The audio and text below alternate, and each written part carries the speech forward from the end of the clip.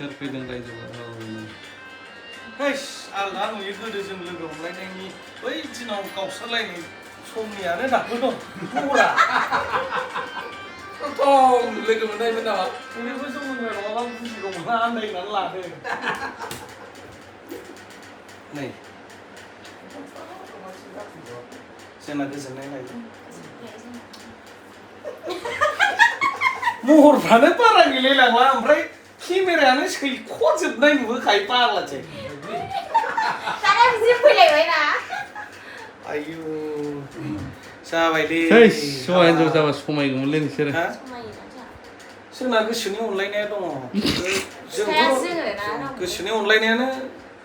अराय सम थांनानै थायोनो जुलियाल'सो जादों सोरजोंबा गोसोनि अनलायनाय फनजों गथ' खबर लालायनाय थायोना आथिंनिफ्राय गोजौसिम सोलायजोब्बाय मानसिया सोलायाबा साफा जादोंथ' ना गोसो मोजांबानो साफा जायोलै बेवहाय जोंहा सुटिं खालामसैलै बुरलाब फैलाय जोंना खेबग्रा दंना खेबग्राया बारा थिग नङाहाय मानो थिग नङा बेबा मानो थिग नङा जाखो दस्रायावबा आलदा खोथा खिन्थु खेबनायाव मोजां आरो बे दस्रायावबो मालाय गोसोआ मालाय माजों सोरजों बेबा सोर मा मोनथियो गोसाद्राय खेबा आरो मा बुंदोंमोन नोङो रावनिबो गोसोखौ बे जुगाव रावखौबो बुजायनो हाया बयबो गावबागाव गोसोनि मालिक राजा रानि नोङो गावनि मोन्दांथिखौल'सो बुंफोरनो हायो दे बुंफिनलाय मा होनदों सोरनि गावजों सुटिं लाखांबाय ए दा ओंखारफुनाय गथ'आ है दानिखौलाय मारै बै चिरांनिसो रोंदांलै गथ'आ जेननाय देरहानाय सोब खोथा दोनथ'नानै दाउ मासे मोनदोंमोन 10 थाखानि रांगाव फुजायाव देरहानायमोननो अनलाजों दाउजों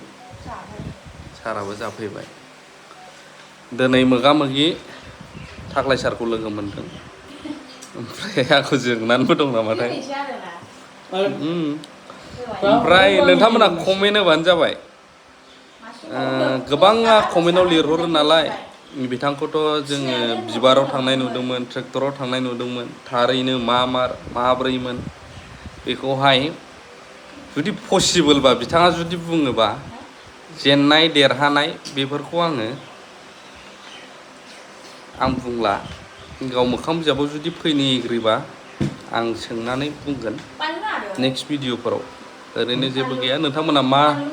बिनि सायाव भिडिअ लाबोनांगोन ना लाबोनाङा कमेन्ट होबानो जाबाय ओमफ्राय जों मोनसे जायगायाव थांदोंमोन ओमफ्राय बिथाङाबो बेयाव ग्रोब सफैबाय बेखिनियानो कमेन्ट होबानो जाबाय औ आरो मोनसे खोथा दिनै खै थारिख कार्डिअल'जि आरो माखासे प्रब्लेम सानै डक्टर आं होनानै होगासिनो फैसाखौ बावबाय आं फार्मासियाव बिसरगआव फैनो थांगासिनो दङ फैगौ नै 30 अक्ट'बराव नोंथांमोना कन्टेक्ट खालामनानै थांबानो जाबाय मा प्रब्लेम दं नोंसिना